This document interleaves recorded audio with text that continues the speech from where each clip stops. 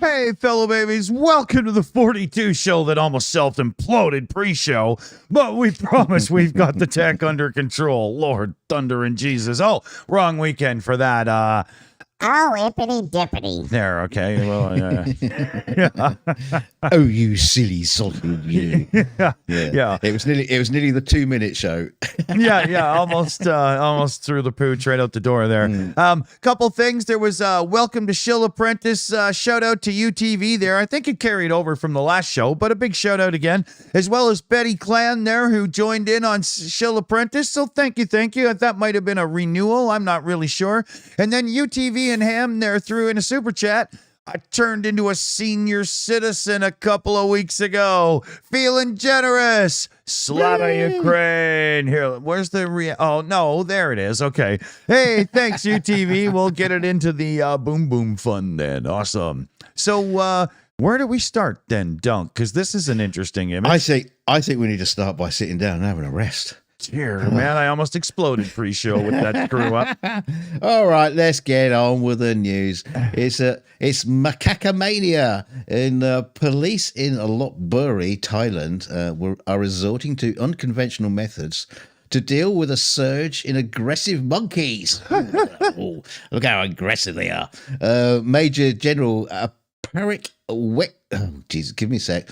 Parik Wakanchana has authorized officers to carry slingshots as a deterrent against the menacing macaques.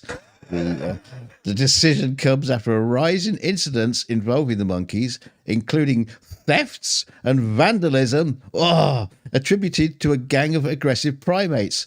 Slingshots are intended to scare off the monkeys without causing harm. Well, maybe a little bit of harm, just a bit. Previously, go on. Oh, I was just going to say, getting hit by like a rock from a slingshot, you're going to feel it. Yeah, I know. Previously, officers used tranquilizer guns, but the monkeys proved adept at evading capture. Despite the challenges, authorities have managed to capture some of the monkeys, including their alleged leader, Crow. Yes, they got the leader, the ringleader of the monkeys.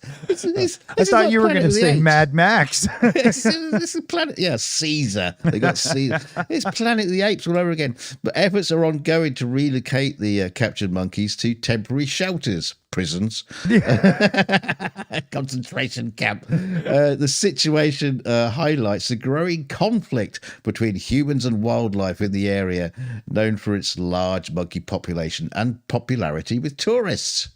Well, judging by the picture, it's not like they're in the jungle. So they're all just like hanging out on the street corner. Yeah. They look like, wait till they find the fentanyl. They'll be they look like Mexicans in South Central LA waiting to get picked up for day work, you know? Bless them. That's so funny. Yeah.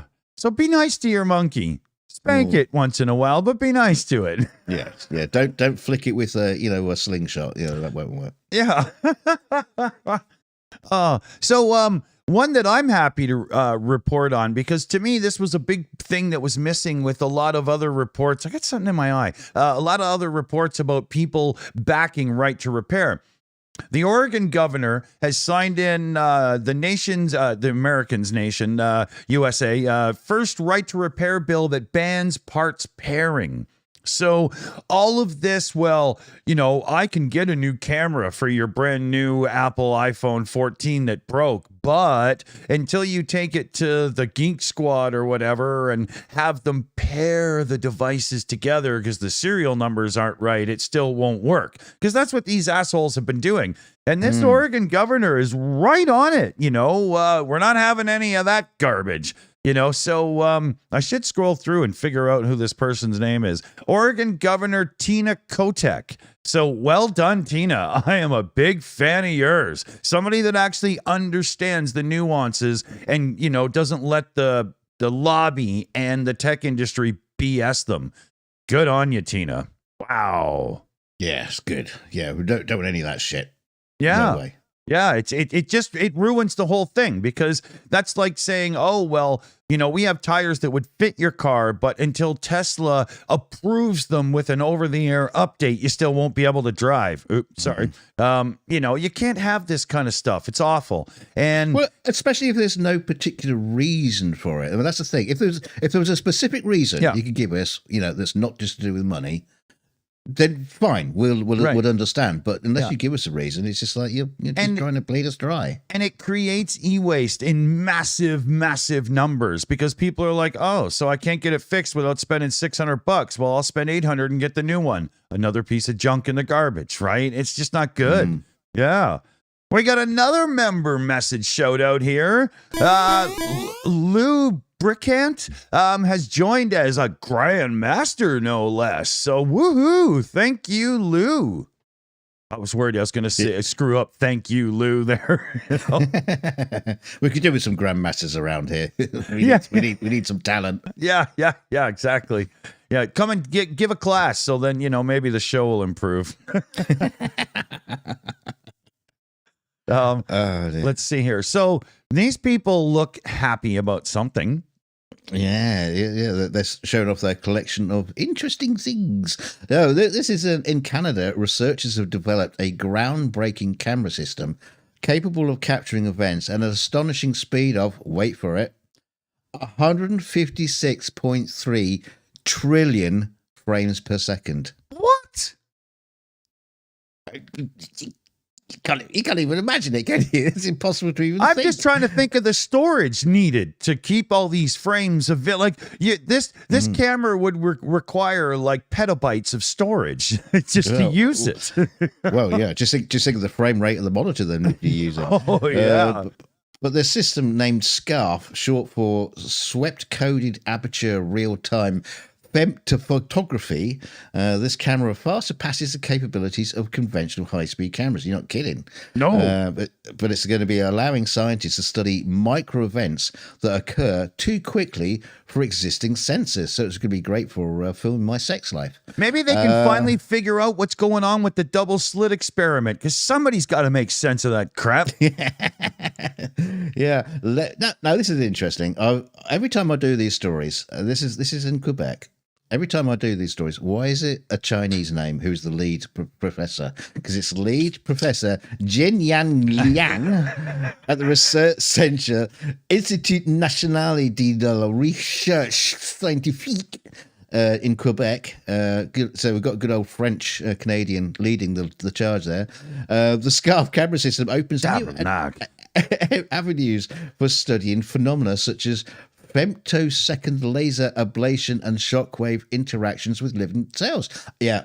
It's well done just saying that. It's always been at the top of my list when I'm looking for a camera. But here we go. Let's get into the science here. Using chirped ultrasound laser pulses, SCARF records spatial information by allowing light to hit the sensor at different times. Doesn't help me. Does it help you? I still got no idea what that's supposed to mean. No, it still doesn't get me my popcorn without having to get up. Oh. Well, what sets SCARF apart is its use of off-the-shelf and passive optical components, making it a versatile tool for scientific research. Published in Nature, this breakthrough offers new insights into ultra-fast events and holds promise for various fields of study. I want to put this as one of the Google searches we leave in to try and remember to go to. I do have an account that I do that with because I'd love to see later on in life some results from this. That would be like, this is really cool. I love high-techy, Well, all I can say is 156.3 trillion frames a second. I think the slow-mo guys' videos are going to get a tad longer. No doubt, right? Oh, there must be salivating over this already, right? Oh, yeah. They're Pavlovian dogs right now. Tech news of a more nefarious sort. I know I bring that up a bit, but I'm sorry. It just keeps coming at me. Project Ghostbusters. Facebook was accused of using your phone. They put a little doodad in your phone so they could also wiretap into Snapchat, one of their competitors. Ooh. Yeah. Some unsealed court findings are revealing Meta's secret plan, Project Ghostbusters. And it was all to acquire valuable intel about Snapchat through the user's devices. And so they put a little hook into your phone. So if you were a Snapchat user, they were getting information about you too. Wow. Oh, yeah, man. Not good. Oh, come on. Piss off with your thing there. Sorry, beer burp. You didn't want any part of it. But this is the kind of nastiness that's coming out. And, you know, with the Tina there, the Ohio governor and a few others starting to catch on to how bad the tech industry's really been lately. And then we just had Steve Wozniak come out and call out how banning TikTok is a joke when Zuckerberg and Google made their money doing the exact same thing. I think more and more of this is coming to the public eye to the point where you're going to get some pushback more and more and more. And I hope there's some results from it because I don't like these guys just thinking they have a God-given right to my info. Yeah. You know? No, I'm not getting this at all. It's just not good.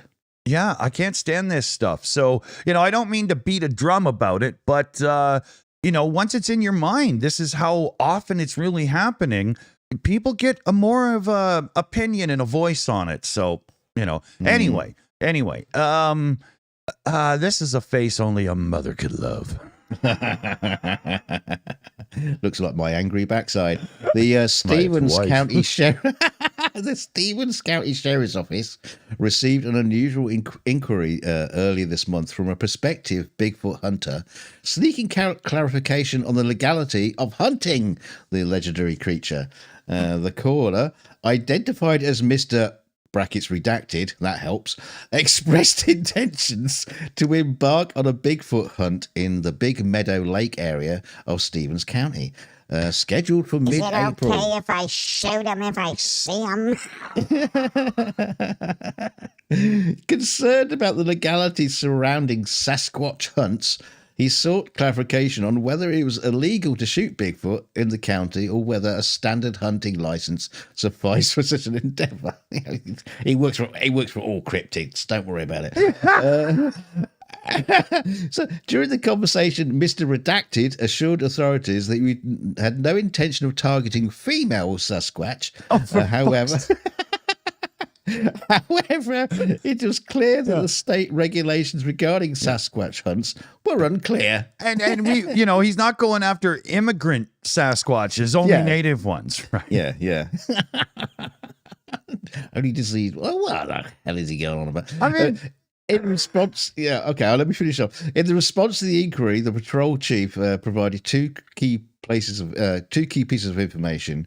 That Meadow Lake falls under the jurisdiction of the Pent Oriel County Sheriff, not him, and there are no Sasquatch in Stevens County because number two, we would know this because one of our deputies would have accidentally hit one with a patrol car by now. He's bounced off everything else, so it happened. Oh my God. Yeah. Oh my God. Excuse me, sir, but what are the rules and regulations around shooting a Bigfoot? In your county. What about Okay, I can't do him. What about Nessie? Can I do Nessie? Griffin, a griffin. Unicorns, Pegasus. Yeah. Imagine showing up in Mexico for vacation somewhere and be like, hey, what's the rules on shooting like chupacabra and so on and whatnot? And, you know, the southern ones. And oh my God. I know. I think there's another part to this story that he's not talking about because, you know, it seems like footage of Bigfoot in the forests and the woods, and it's just basically some bloke in a ghillie outfit, you know, camouflage outfit. Yeah, I think what's happened, he's gone into the woods, thought he saw Bigfoot, shot it, found out that it was somebody in a ghillie outfit, and thought, well, I better check up the legalities because then I can then claim I thought it was Bigfoot and then get away with it. You know, so he's just you know, feeling out the waters for an alibi here. Exactly. Oh no.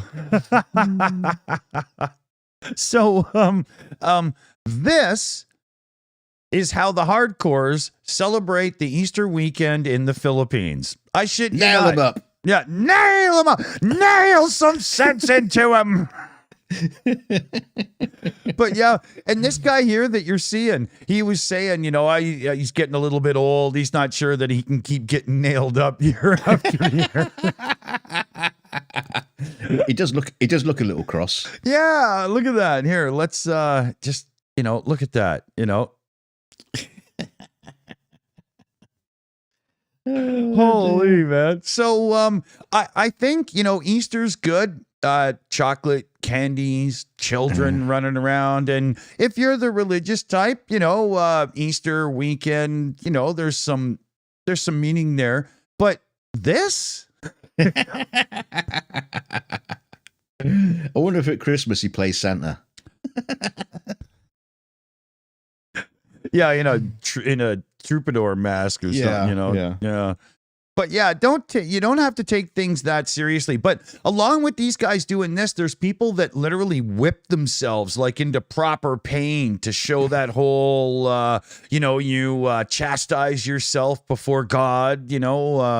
It's pretty intense. I'm just thinking, maybe a cheeseburger and fries. See, I'm surprised the Vatican hasn't got involved and tried to sue him for encroaching on their IP.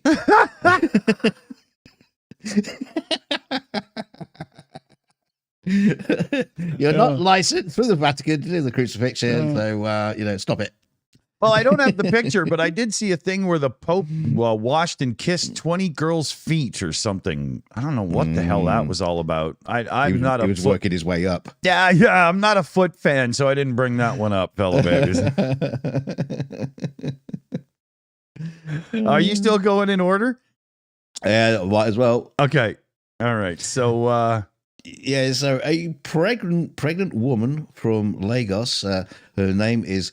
See, you always get the easy ones. Chioma Okoli. Sally. She finds herself in legal trouble after criticizing a popular brand of canned tomato puree on Facebook. The 39-year-old businesswoman shared her opinion on the sweetness of the product, saying it was just too sweet, prompting backlash from supporters of the brand. Following her post, Okoli was arrested during a church service and detained in what she described as a leaky police cell with no proper seating. And despite being charged with conspiring against the company and spreading false information, Okoli remained steadfast, refusing to apologize publicly for what was, the condition of her bail. The situation escalated further when Okoli filed countersuits against the police and the company, leading to a legal battle by her legal team. And meanwhile, Erixo Foods Limited COO Eric Umiofa has vehemently defended his company's reputation, stating he would rather die than allow anyone to tarnish it. Yeah, we're getting legal over a review. Yeah. So be careful when you're leaving your reviews of items in Amazon Marketplace or whatever. It's just like, I mean, seriously, if I lived there, I wouldn't even order pizza because what if I had to complain? The army shows up at your door. Sir, would you get out of the trailer home, please? It's yeah. Well, I wonder what the bloke he did in the last story complained about. They strung him up. Yeah, I think he'd get it to himself. Getting arrested for it. Yeah. Bonkers. Now, I got something to show you that I think is hilarious. One of the research team found it. I think it was CF Beauty. There's an episode of Star Trek Strange New Worlds that was called Subspace Rhapsody. And there was some glitch in the universe that made them all break out into musical song. It's the worst episode of the season, the lowest rated as well. So how do they celebrate it? They've actually released a vinyl record of the songs. Come on. This is just sucking money out of the wallets of, hardworking nerd Trekkies. That's not fair. You shouldn't be doing this to people. It's ridiculous. Who wants like the fucking record? I like this, like the tacky 1960s album cover look, though. I think they're paying homage to Nimoy and Shatner with their attempts at, Oh dear. But that's not really what I wanted to, it's just funny, right? But OpenAI is showing clear signs of nervousness about their new voice cloning tool. Now, I'm sorry, but no shit, Sherlock. They're about to release a tool into the wild that will let any Tom, Dick, or Harry. Why is it 3 men's names? I never noticed that before. Go to this tool and recreate like a famous person's voice or whatever. Like, that's not going to get used for bad things. So, No. I mean, the fact that they've created this and then they've gone, wait a minute, we might not be releasing it for a couple more weeks to make sure and blah, blah. Almost anything a person uses this for is going to be wrong in one way or another, because you just shouldn't be impersonating people. This is ridiculous. I mean, maybe if you're just going to send your friend a digital birthday card like it's 1997 through email, we're going to put all those stars out of jobs, who do like, send me $300 and I'll send you a message back to your friend. You don't need that anymore. I hear you're not feeling.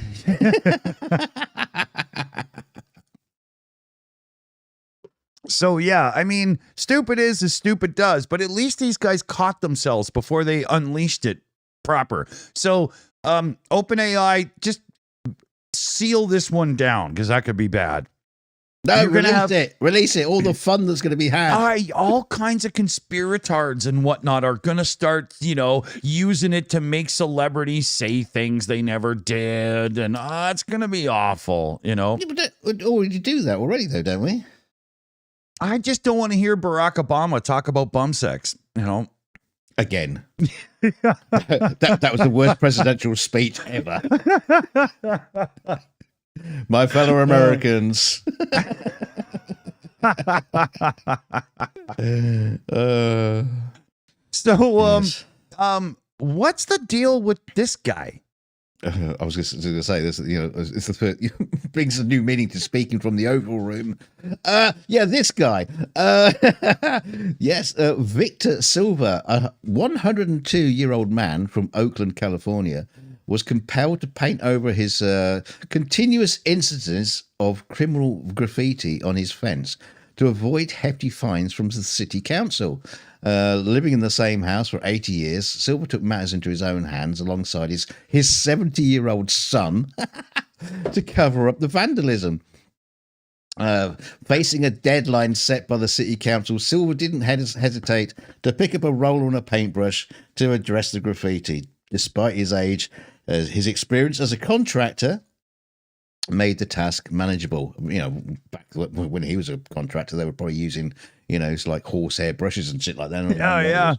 Yeah. But failure to comply with the council's orders could have resulted in fines exceeding $1,000, which Silva couldn't afford. I'm sorry, but he got to 102 years old and he's still kicking and painting walls and stuff. The council, whoever runs the town and whatnot, should have just gone and done it for him, you lazy gits. Yeah, no. Well, this is the thing. Where is it going? Silva's family criticised the council's demands as absurd, particularly considering the prevalent graffiti problem in the city itself. They emphasised the challenge of keeping up with the repainting, as graffiti would often appear shortly after being covered. Yeah, because no one actually graffitis over the top of graffiti. What they do is wait for you to fix it. Lovely clean wall, and then it's perfect canvas for me. Thank you. And and it's just ongoing. I mean, it's just not fair to dump the problem on him and say he's got to clean it up. No, what they need is truancy officers and stuff to actually figure out who's doing it, because it's got to be kids. I mean, look, it's not even good. Yes, Banksy. Yeah. Somebody arrest that fuck. Yeah, it's not good. Yeah, there's more to this story, but I'm not going to blather on about it. But it's just not right. Poor dude. Right. Whoever made him do that, shame on you, man. Holy. Yeah. Especially threatening him with a fine and stuff like that. Come on. So, keeping with my theme tonight of trying to stick one in Zuckerberg's bunghole. Facebook, it's now with some more of this documents coming out from this one case, actually killed its own video streaming service to help sell Netflix ads. They were totally in bed together in the background. And what? Yeah, and Netflix gave Zuckerberg enough cash that Zuckerberg was like, yeah, okay, I won't bother then. Imagine how much money that was. Imagine. It must have been huge. He probably bought them like, what do you call it? Australia, you know? Oh, he's already got that. But, you know, imagine. And this is the kind of thing these guys are doing in the background, right? You know, I mean, seriously, some dude who needs to feed his family that ends up trying to rob a corner store or something is not a crook. They're desperate. These fuckers are crooks. Oh, by the way, Netflix, the Shills does actually have its own streaming service that we're keeping very, very quiet. So, you know, if you want to offer us a few billion to stop using the streaming service, we'll be welcome to hear from you. That's right. We'll take $7.5 billion to kill Dick Flicks. So hit me up. Oh, then we will be able to afford a Netflix account then. Well, I bet these cats can, and I bet they had no idea it was coming. This is a great story, man. Yeah, an aging punk band known as the Limps, you know, they probably are limp now, have unexpectedly found themselves in the spotlight after one of their songs, which originally sold just 50 copies, was selected for a hit movie 45 years later. The band, formed in 1978 by guitarist Andy Septic, also known as local councillor Andrew Semple. Never mind rotten, I'm septic. It fizzled out after a few gigs and a couple of singles, mostly played to small audiences. However, their song, Someone I Can Talk To, came to the attention of a film director from Nebraska who stumbled upon it while writing his movie during lockdown. The news of their song's inclusion in the movie served as a pleasant surprise for Andy, coinciding with him receiving his senior citizen bus pass.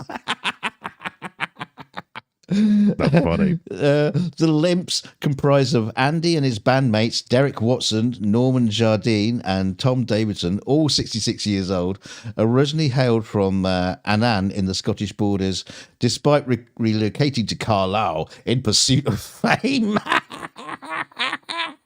They moved to Carlisle for fame. That's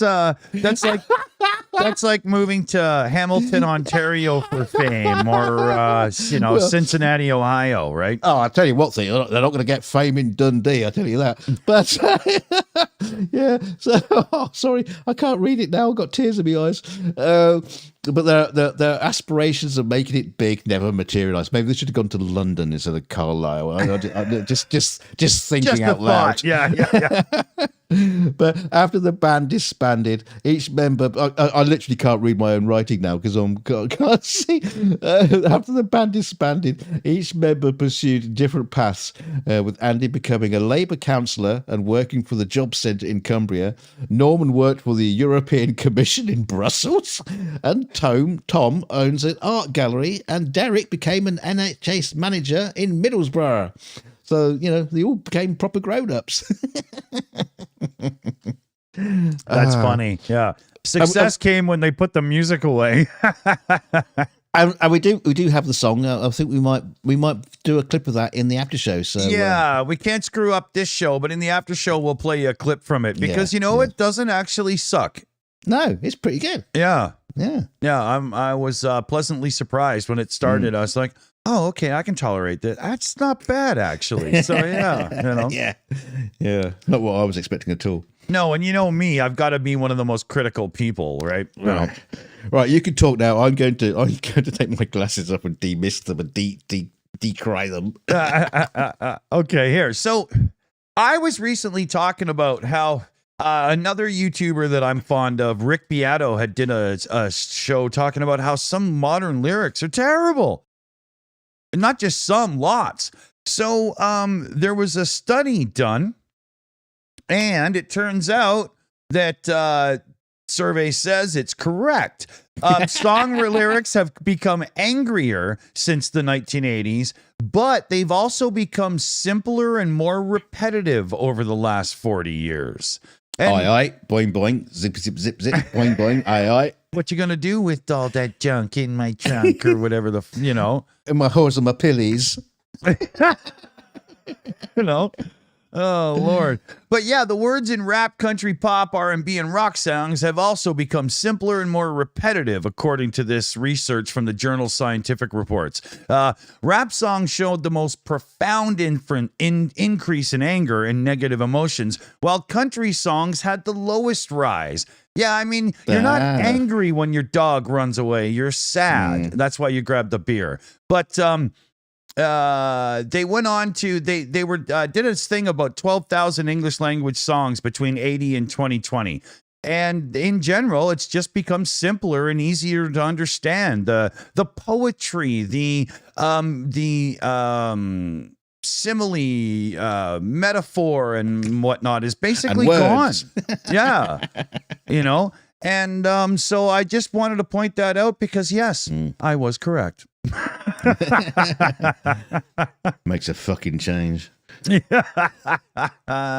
Easy now. So this is an odd picture. So like look at that poster on the left, everybody. It says Ed Gamble, hot diggity dog. But that's like a cucumber on the plate. Yeah, because comedian Ed Gamble found himself in a pickle when his Subway station poster campaign for his new stand-up show, Hot Diggity Dog, featuring a hot dog, clashed with Transit Network advertising regulations banning junk food promotion. The original poster depicted Gamble alongside a half-eaten hot dog on a plate, adorned with mustard and ketchup. However, the transit authorities deemed the image of the hot dog unsuitable due to the ban on advertising foods high in fat and sugar and salt. In response, Gamble replaced the hot dog with a cucumber, but he looks like he looks like a git because he's got mustard and ketchup on his shirt and he's got a fucking pickle in front of him. Yeah, he changed it for a cucumber, and then the transport, they accepted it. They thought it was acceptable, and the revised poster is now approved for display. He should have replaced it with Kermit the Frog. Just a penis. It's not high in fat or sugar, is it? But while understanding the rationale behind the advertising rules aimed at curbing childhood obesity, Gamble humorously noted that the potential harmful idea that cucumbers pair well with ketchup and mustard. Despite the hiccup, Gamble. I'm just imagining somebody in a very old tracksuit putting a pickle into ketchup and mustard, Despite the hiccup, Gamble acknowledged the unexpected surge in publicity surrounding the incident. Yes, no, it's done well for himself. But this isn't the first time Transport for London's advertising rules have caused a problem, because last year a poster to the play Tony and Tina's Wedding featured a large wedding cake that had to be altered to adhere to the regulations. You can't put a cake on that. That's ridiculous. How stupid these rules gonna get. Oh my god. Oh my god. Oh dear. Okay, so I wanted to bring one up here that totally made me giggle my head off, so I'm sure you all love it too. But Truth Social's inflated $5 billion valuation is bound to leave MAGA minion investors broke, says a financial expert. And this is pretty funny here. So Wolf points out the absurdity of this valuation, stating, in a rational marketplace, this $5 billion valuation would be laughable. The first 9 months of the year saw Trump media incur a net loss. This was the first 9 months of the year of $49 million, and they took in 3.3. Wow. Yeah, they have an active user base right now of 494,000 monthly active viewers. I mean, with 500,000 people. That's usually if a startup didn't get bought by then, it would have folded. So now it's been bought and valued at 5.5 billion. And he goes on to say the parallels between Truth Social and Elon Musk's forced purchase of Twitter are striking. Both platforms claim to be champion of free speech, yet in practice, they serve as echo chambers for their owners' personal agendas and grievances. Musk's infantile edgelord posts have driven many advertisers away, and Twitter is scrambling to find other revenue streams, as most advertising is drying up. While Truth Social main draw is the incoherent ramblings of a 77-year-old facing nearly 100 felony counts across 4 criminal indictments. Also, writes Wolf, there is Truth Social's anemic user count of under 500,000 monthly active U.S. users. What's going on here is all of the Trump supporters have jumped in to put the valuation up and make sure that that whole merger and stock IPO was valuable, and they're all going to lose their shirts over it because nothing's going to come of it. You idiots. Yeah. That makes me happy. Did you want to do in second to last or last? Which one? Yeah, let's do the last one. Okay. Because, well, I'll try and make this quick, but every spring a remarkable journey unfolds along the Vecht River, a branch of the Rhine, as fish migrate to spawn. However, their path is often obstructed at the Weersdullis lock in Utrecht, Netherlands. Traditionally, this manually operated lock remained closed during the crucial spring months.